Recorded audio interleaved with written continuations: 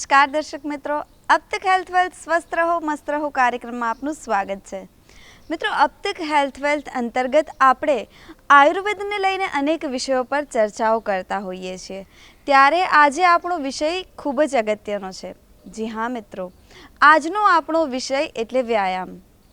શું ખરેખર ખ્યાલ છે આપને કે કેટલી માત્રામાં વ્યાયામ કરવો જોઈએ? આ ઉપરાંત કેવા વ્યક્તિએ વ્યાયામ ન કરવો જોઈએ?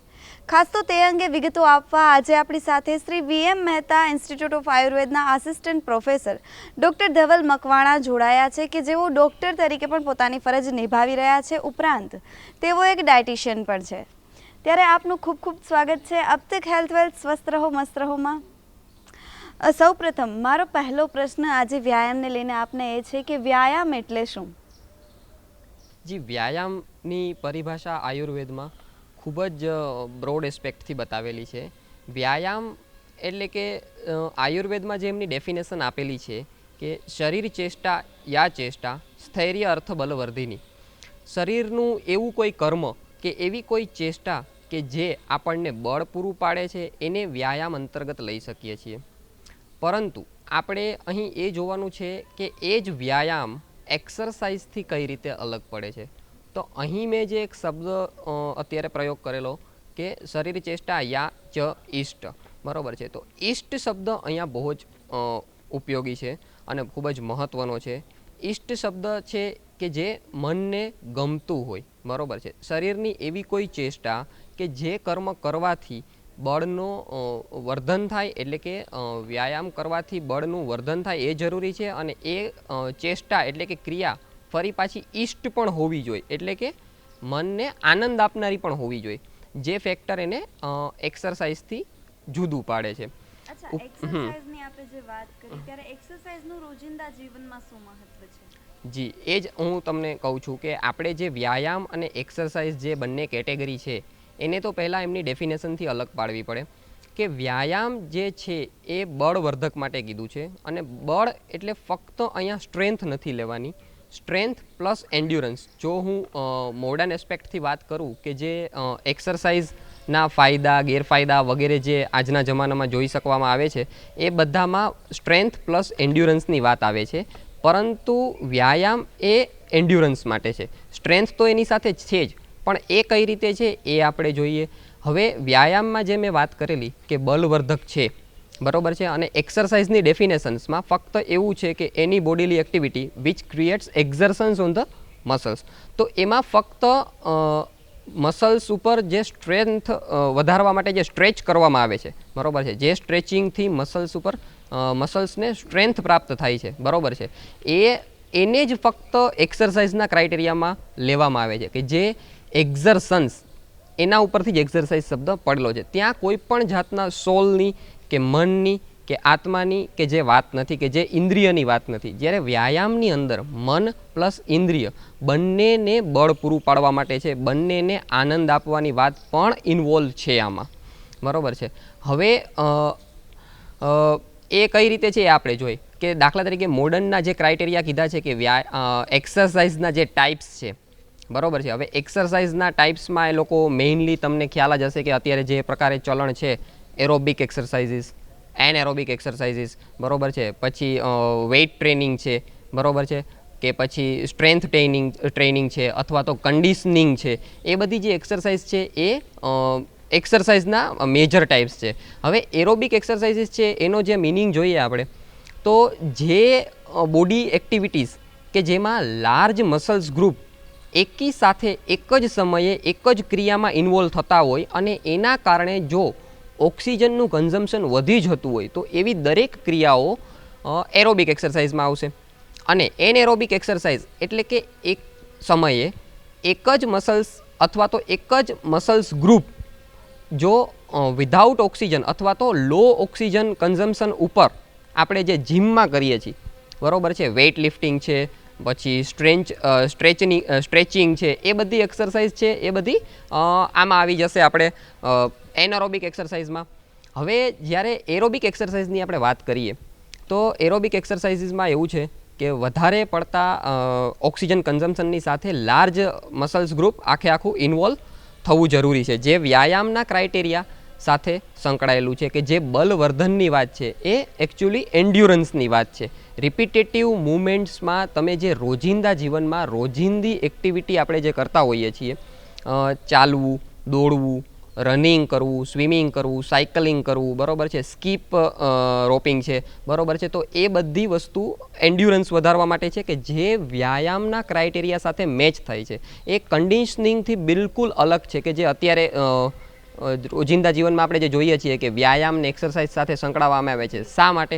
તો કે ભાઈ એક્સરસાઇઝ કરવાથી મારા મસલ્સ બની જાય, મારે ફક્ત મારા બાયસેપ્સ વધારવા છે, મારે ફક્ત મારા ડેલ્ટોઇડ વધારવા છે. એટલે આપણે જે અત્યારે જોઈએ છીએ કે હાલના સમયમાં વ્યાયામને જે એક્સરસાઇઝના કન્ડિશનિંગ પોર્શન સાથે સરખાવવામાં આવે છે, કે ફક્ત એક ગ્રુપના મસલ્સને ટ્રેન કરવું, કે જે એક્સરસાઇઝ તરીકે ઓળખાય છે, કન્ડિશનિંગ એક્સરસાઇઝ તરીકે, એને જ વ્યાયામ તરીકે જે આ લોકો એના સમાનાર્થી શબ્દ તરીકે કે સિનોનિમ તરીકે જોવે છે, એ વસ્તુ અહીંયા થોડી અલગ છે એવું હું કહીશ. હવે બંનેના ફાયદા અને બંનેના ગેરફાયદા અલગ અલગ છે, બંનેની માત્રા પણ અલગ અલગ છે, અને બંનેથી આપણને જે લાભ થવાના છે એના રસ્તા પણ અલગ છે.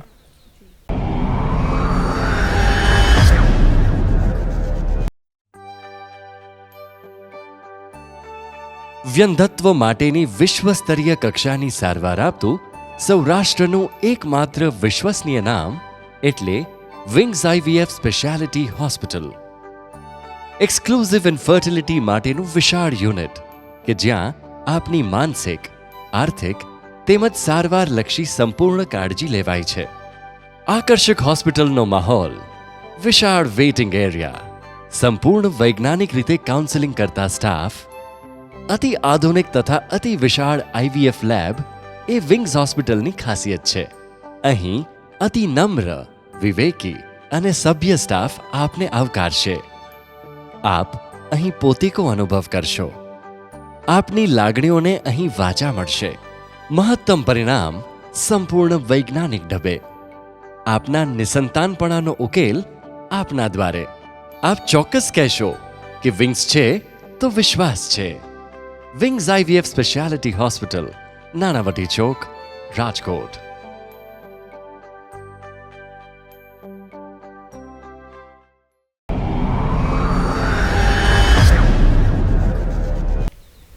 ખાસ તો અત્યારના વ્યાયામ માત્રામાં કરવું ખૂબ જ જરૂરી હોય જી. છે. ત્યારે જે તે વ્યક્તિ માત્રા કઈ રીતે નક્કી કરી શકે વ્યાયામની? જે આયુર્વેદમાં જે વાત કરીએ આપણે, તો એમના ડેફિનેશન્સમાં જ બતાવેલું છે કે શરીર ચેષ્ટા યા ચેષ્ટા સ્થૈર્ય અર્થ બલવર્ધિની માત્રાયામ તામ સમાચરિત. જે છેલ્લો પોર્શન આપેલો છે, દેહ વ્યાયામ સંખ્યાતા માત્રાયામ તામ સમાચરિત, એ માત્રામાં કરવું ખૂબ જ જરૂરી છે. એ વ્યાયામની ડેફિનેશનની અંદર જ લઈ લીધેલું છે, બરાબર છે. હવે માત્રામાં વ્યાયામ ન કરવામાં આવે તો પણ વાયુ વધી જાય. જે આપણે અગાઉના લેક્ચર્સમાં ત્રિદોષની વાત કરેલી છે, એમાંથી વાયુ નામના જે પહેલો કે પ્રથમ દોષ છે, કે જે ખૂબ જ મહત્ત્વનો છે, એને સમ રાખવું ખૂબ જ જરૂરી છે. નહીં તો ઘણા પ્રકારના વિકાર શરીરમાં થતા હોય છે. એ વાયુને સીધું વ્યાયામ આપણે જે ફાયદા માટે કરીએ છીએ એના કરતાં નુકસાન કરી અને એમને પ્રકોપ કરાવે છે, એમને વધારે છે. ઓકે, તો માત્રા જે મેં અહીંયા શબ્દ કીધું છે, હવે એ જ માત્રા આયુર્વેદમાં વ્યાયામની માત્રા ફક્ત બલાર્ધ સુધી કીધી છે. બલાર્ધ એટલે કે શરીરનું પોતાનું બળ અડધું થાય ત્યાં સુધી આપણે વ્યાયામ કરવો જોઈએ. હવે આ જે બલાર્ધ જે શબ્દ છે, કે જે ક્રાઇટેરિયા છે, એને આપણે પોતે જ પોતાની રીતે જાતે એસેસ કરી શકીએ એના માટેના જે અમુક લક્ષણો આપેલા છે અમારા આયુર્વેદના આચાર્યો દ્વારા, એ હું તમને જણાવું કે સામાન્ય રીતે જ્યારે આપણે વ્યાયામ કરતા હોઈએ છીએ, બરાબર છે, તો વ્યાયામની વાત કરું છું અહીંયા ફરી પાછું નોટ કરવું જરૂરી છે કે એક્સરસાઇઝ નહીં, વ્યાયામની વાત કરું છું. તો એ વ્યાયામ માટેના બલાર્ધના ક્રાઇટેરિયામાં એક તો પેલું આવશે સ્વેદાગમઃ, એટલે કે શરીર ઉપર પરસેવો થવો. દાખલા તરીકે કપાળ ઉપર, નાક ઉપર, પછી આપણા શરીરના બધા જોઈન્ટ્સ છે ત્યાં, અને ખાસ તો ગળામાં અને વગેરે ભાગમાં જે જગ્યાએ પરસેવો થવા માંડે, એક એ લક્ષણ બતાવેલું છે. પછી એવું છે કે હૃદયમાંથી જ્યારે ઊંડા ઊંડા શ્વાસ ચડવા માંડે. આપણે ઘણી વખત એવું જોતા હોઈએ છીએ કે સાયકલિંગ કરીએ કે પછી ટ્રેડમિલ ઉપર આપણે પેલું ટ્રેડમિલ કરતા હોઈએ છીએ ત્યારે, અથવા તો કોઈ પણ ડાન્સિંગ કરીએ કે એરોબિક કે એનએરોબિક કોઈ પણ એક્સરસાઇઝમાં આપણે જ્યારે હૃદયમાં રહેલો વાયુ એટલે કે ઊંડા શ્વાસ ઉચ્છ્વાસ તરીકે આપણે જે બારે કાઢીએ છીએ, એક એ ક્રાઇટેરિયા બતાવેલો છે. પછી છે શ્વાસની વૃદ્ધિ, બરોબર છે. શ્વાસ એ જ કે ભાઈ હૃદયમાં રહેલો વાયુ કે જે બારે આવી જાય, સ્વેદાગમઃ શ્વાસ વૃદ્ધિ અને હૃદયાદિ ઉપરોધશ છે. તમારું હૃદય જ્યારે પૂરતા પ્રમાણમાં આઉટપુટ આપીને થાકી જાય, તમને પોતાને જ એવું લાગવા માંડે કે તમારા ધબકારા નોર્મલ કરતાં અત્યારે વધી ગયેલા છે, તો આટલા ક્રાઇટેરિયામાં તમારે એવું સમજવું જોઈએ કે અત્યારે મારું જેટલું બળ છે એમાંથી અડધું બળ વપરાઈ ગયું છે. અને અહીંયા આપણે સમજી લેવું જોઈએ કે મારા શરીર માટે જરૂરી વ્યાયામ થઈ ગયો છે. પછી એ 5 મિનિટનો પણ હોઈ શકે, 10 મિનિટનો પણ હોઈ શકે અને ઇન્ડિવિડ્યુઅલિસ્ટિક એપ્રોચમાં 1 કલાકનો પણ હોઈ શકે, બરોબર છે. અહીંયા વ્યાયામની વાત કરું તો હું ફરી પાછું એક અત્યારના ક્રાઇટેરિયા સાથે સંકળાવી દઈશ કે આપણે જે વાત કરીએ છીએ કે જીમ વગેરેમાં જે કરવામાં આવે છે કે એક્સરસાઇઝ છે, તો દરેકને ઇન્ડિવિડ્યુઅલિસ્ટિક એપ્રોચમાં તમારે જરૂર હોય કે ના હોય, તમારે 1 કલાકના સ્લોટમાં દરેકને વ્યાયામ કરવું પડે છે, બરોબર છે. તમારે 1 કલાકના વ્યાયામની જરૂર છે કે નથી, તમારું બોડી અલગ છે બધાથી એ પણ જોવામાં નથી આવતું, અને બધાને 1 કલાકનો વ્યાયામ કે એક્સરસાઇઝ આપવામાં આવે છે, જે તદ્દન ખોટું છે. હું જો વ્યાયામની વાત કરીશ, પર્ટિક્યુલરલી એક્સરસાઇઝની વાત નથી કરતો, તો એ તદ્દન ખોટું છે. કેમ કે દરેક શરીરની જરૂરિયાત અલગ છે, દરેક શરીરની માંગ અલગ છે, તો દરેક શરીરને પોષણની જરૂરિયાત પણ અલગ હશે. વ્યાયામ આપણે એટલા માટે જ કરીએ છીએ કે પોષણ દ્વારા જે આપણે આહાર વિહાર કરીએ છીએ એને વ્યવસ્થિત રીતે યુટિલાઇઝ કરી અને આપણા શરીરના મસલ્સમાં એને પૂરું પાડી શકીએ, બરોબર છે. એનાથી આપણું બળ વધે, તો એ ઇન્ડિવિડ્યુઅલિસ્ટિક એપ્રોચમાં અલગ અલગ હોવું જોઈએ. ઉદાહરણ સાથે વાત કરું તો આપણે જોઈએ કે જે મેં અત્યારે માત્રાની વાત કરી, કે જે બલાર્ધની વાત કરી, કે ફક્ત આપણા શરીરમાંથી પૂરતો પરસેવો બહાર નીકળવાનું ચાલુ થઈ જાય, એ જ સમયે તમને શરીરમાં લઘુતા એટલે કે લાઇટનેસ ફીલ થવાનું શરૂ થઈ જશે. એના ઉપરથી વાત કરું તો તમારો જ્યારે શ્વાસ છે, એટલે કે જે ટેકીકાર્ડિયાની ટેમ્પરરી કન્ડિશન કીધી છે કે તમારા હાર્ટ બીટ્સ વધી જાય, તમને પાલ્પિટેશન થાય, કે જે હૃદયાદિ ઉપરોધની વાત કરી છે, બરોબર છે. તો એ બધું તો આપણે જીમમાં જઈએ છીએ તો જીમ ટ્રેનર, બરોબર છે, એ આપણને શરૂઆતમાં 10 મિનિટ ટ્રેડમિલ ઉપર ભગાવે છે તો આપણને આવી જાય છે. તો એનો મતલબ એ કે આપણે જે 10 મિનિટમાં શ્વાસ ચડે છે, સ્વેદાગમઃ થાય છે, એટલા પ્રમાણમાં જો એને મોડર્ન સાથે સાંકળું તો એટલી જરૂરી કેલેરી, તમારે સ્વસ્થ રહેવા માટે જરૂરી કેલેરીનું ત્યાં જ બંધ થઈ ગયું હોય છે, ત્યાં જ તમારો વ્યાયામ પૂર્ણ સમજવો આપે, બરોબર છે. હવે એના પછી તો આપણી જે વેઇટ લિફ્ટિંગની મેઇન એક્સરસાઇઝ શરૂ થતી હોય છે. એટલે એવું આપણે ક્રાઇટેરિયા નક્કી કરી શકીએ કે જ્યારે શ્વાસની વૃદ્ધિ થાય, સાથે સાથે પરસેવો આવે અને તમારું શરીર આખું ગરમ થઈ અને તમને શરીરમાં લાઇટનેસ કે લઘુતાપણું અનુભવાય, ત્યાં સુધીમાં તમારો વ્યાયામ કમ્પ્લીટ થઈ ગયો છે.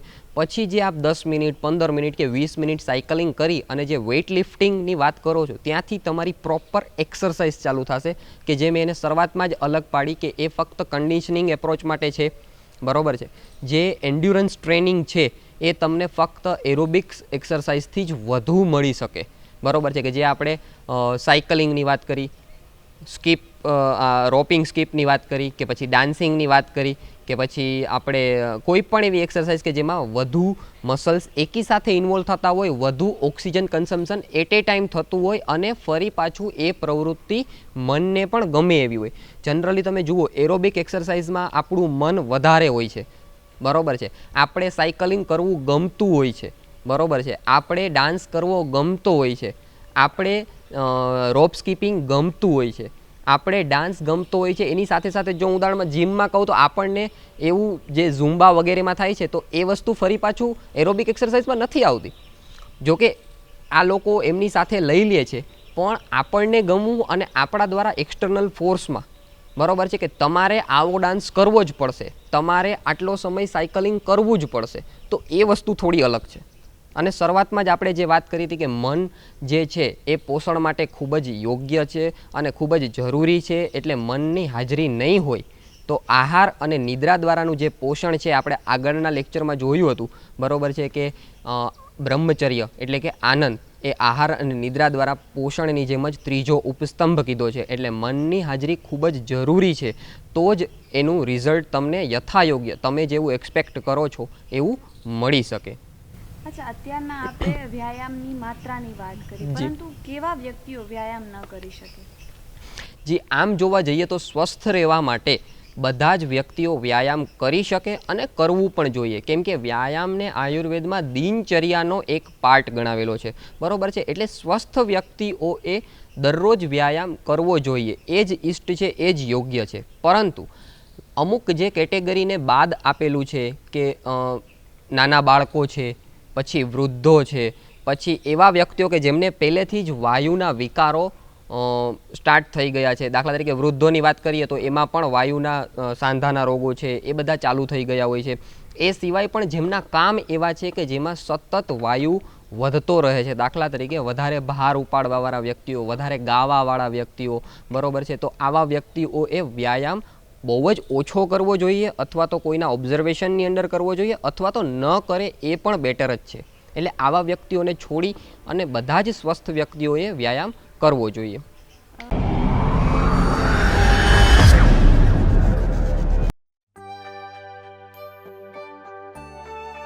વ્યંધત્વ માટેની વિશ્વસ્તરીય કક્ષાની સારવાર આપતું સૌરાષ્ટ્રનું એકમાત્ર વિશ્વસનીય નામ એટલે wings IVF speciality hospital. Exclusive infertility માટેનું વિશાળ યુનિટ કે જ્યાં આપની માનસિક, આર્થિક તેમજ સારવારલક્ષી સંપૂર્ણ કાળજી લેવાય છે. આકર્ષક હોસ્પિટલનો માહોલ, વિશાળ વેઇટિંગ એરિયા, સંપૂર્ણ વૈજ્ઞાનિક રીતે કાઉન્સેલિંગ કરતા સ્ટાફ, અતિ આધુનિક તથા અતિ વિશાળ આઈવીએફ લેબ એ વિંગ્સ હોસ્પિટલની ખાસિયત છે. અહીં અતિ નમ્ર, વિવેકી અને સભ્ય સ્ટાફ આપને આવકારશે. આપ અહીં પોતીકો અનુભવ કરશો. આપની લાગણીઓને અહીં વાચા મળશે. મહત્તમ પરિણામ સંપૂર્ણ વૈજ્ઞાનિક ઢબે. આપના નિસંતાનપણાનો ઉકેલ આપના દ્વારે.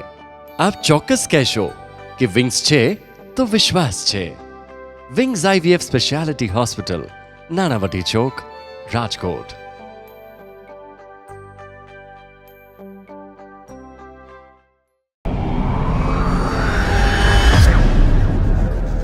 ખાસ તો હાલની પરિસ્થિતિની વાત કરીએ તો હાલમાં ઘણા સપ્લિમેન્ટ્સ જેવા કે પ્રોટીન પાવડર, વેઇટ ગેઇનર એવું ઘણું બધું અત્યારના માર્કેટમાં અવેલેબલ હોતું હોય છે. તો એ યુઝ કરવું કેટલું હિતાવહ છે, એના વિશે આપનું શું કહેવું છે? જી, એ પહેલાં તો કહી દઉં કે એ વ્યાયામનો પાર્ટ નથી, બરોબર છે. જે આપણે વ્યાયામ અને એક્સરસાઇઝને બધા જ ને છૂટા પાડ્યા, બેને છૂટા પાડ્યા, એ અંતર્ગત ફક્ત એક્સરસાઇઝની અંતર્ગત એ આવશે. જે આપણે વાત કરી કે મસલ્સના કન્ડિશનિંગ માટે છે, મસલ્સના પેલા પાવર માટે નથી, બરોબર છે. પ્રોટીન પાવડર ને એ બધું જે છે, વેઇટ ગેઇનર ને એ બધું છે, બરોબર છે. એ બધી વસ્તુ મસલ્સની સ્ટેબિલિટી માટે કે મસલ્સના પાવર માટે નથી, રાધર દેન એ મસલ્સની વૃદ્ધિ માટે છે. હવે એક્સરસાઇઝનું જો હું થોડું ડીપમાં કહું તો એક્સરસાઇઝથી જે મસલ્સ વધે છે એ બે ક્રિયાથી જનરલી વધતું હોય છે, બરોબર છે. એક તો છે એમાં હાઇપરપ્લાસ્ટિક ગ્રોથ અને એક તો છે એમાં હાઇપરટ્રોફિક ગ્રોથ, બરોબર છે. હવે હાઇપરપ્લાસ્ટિક ગ્રોથ મસલ્સનો ત્યાં સુધી જ થતો હોય છે જ્યાં સુધી તમારી ઉંમર 18, 20 કે 21-22 વર્ષની થતી હોય છે. ત્યાં સુધી નેચરલી આપણું બોડી ગ્રો કરતું હોય છે. એટલે એમાં કેવું થતું હોય છે કે આપણું મસલ્સ વધે છે. આપણે જે નાનાથી મોટા થાય છે તો આપણા દરેક મસલ્સ લંબાઈમાં, પહોળાઈમાં વધતા હોય છે. તો એમાં એવું થતું હોય છે કે એમાં નંબર ઓફ મસલ્સ ફાઇબર્સ એટલે કે માંસપેશીના જે તંતુઓ છે એ નંબર્સમાં વધતા હોય છે. જ્યારે 21-22 વર્ષની ઉંમર પછી તમારું બોડી કોઈ કારણસર એનો ગ્રોથ રિટાર્ડ થઈ ગયો છે અથવા તો તમારે એને હજી ગ્રો કરવું છે, એના માટે આપ જે એક્સરસાઇઝ ચાલુ કરો છો એ હવે નંબર ઓફ મસલ્સ ફાઇબર વધવાના નથી, હાઇપરપ્લાસ્ટિક ગ્રોથ થવાનો નથી જેટલા પ્રમાણમાં થવો જોઈએ. તેમ છતાં પણ આપણે કરવું છે તો એના માટે આવશે હાઇપરટ્રોફિક ગ્રોથ, કે હવે તમારી પાસે જેટલા મસલ્સ ફાઇબર ઓલરેડી અવેલેબલ છે.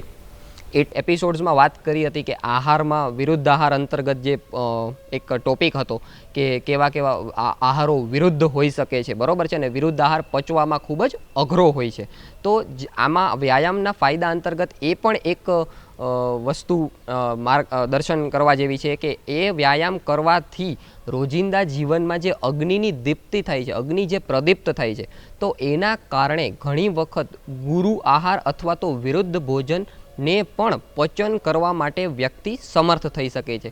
એનો મતલબ એવો નથી કે આપણે પહેલેથી જ વિરુદ્ધ આહારનું સેવન કરવું અને પછી તો હું વ્યાયામ કરું છું, પણ આ તો કોઈ વખત ખાવા પીવામાં આપણે વિરુદ્ધ આહાર આવી ગયો હોય અથવા તો કોઈ વખત ગુરુ ભોજન એટલે કે માત્રાથી ગુરુ, બરોબર છે, અને ગુણવત્તાથી ગુરુ એ ભોજન લેવાઈ ગયું છે, તો જે નિત્ય વ્યાયામ કે એક્સરસાઇઝ કરતા હશે એમને એ સારી રીતે પચાવી શકશે. ખાસ તો સર આજે અમારા કાર્યક્રમ અબ તક હેલ્થ વેલ્થ સ્વસ્થ રહો મસ્ત રહોમાં આવવા બદલ આપનો ખૂબ ખૂબ આભાર. તો દર્શક મિત્રો, કાર્યક્રમના અંતમાં અમે લોકો આપના માટે હેલ્થ ટિપ્સ લઈને આવતા હોઈએ છીએ, ત્યારે આજની અમારી હેલ્થ ટિપ અમારા ડૉક્ટર તરફથી એક જ ટિપ્સ આપવા માંગીશ કે જે આપણે કાર્યક્રમ અંતર્ગત પણ વાત કરી કે આ જે ચલણ છે અત્યારે પ્રોટીન પાવડર્સ, માસ ગેઇનર્સ, એનું ખૂબ જ અત્યારે ડુપ્લિકેશન્સ માર્કેટમાં વધી ગયું છે. એનું ડોઝ વગર બધાને સરખા ડોઝમાં 1 સ્કૂપ, 2 સ્કૂપ, 25 ગ્રામ, 30 ગ્રામ બધાને બોડી જોયા વગર લઈ લેવું, ખાવા પહેલાં લેવું, ખાધા પછી લેવું, એ બધું આપ જો કોઈ માર્ગદર્શન હેઠળ કરશો, ક્વોલિફાઈડ ડાયટિશિયન્સ, એક્સરસાઇઝ ફિઝિયોલોજિસ્ટની અંડરમાં કરશો તો આપને આપના ગોલ જે પ્રાપ્ત કરવો છે એ જલ્દી થઈ શકશે.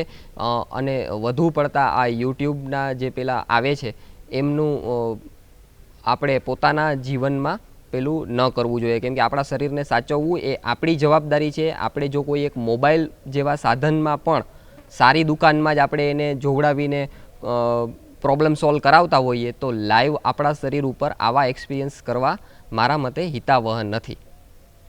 Thank you sir. તો મિત્રો, આજે તો વાત કરી વ્યાયામની, ત્યારે આવતીકાલે ફરી નવા વિષય સાથે મળતા રહીશું. ત્યાં સુધી મને રજા આપો અને જોતા રહો અબ તક હેલ્થ વેલ્થ સ્વસ્થ રહો મસ્ત રહો. નમસ્કાર.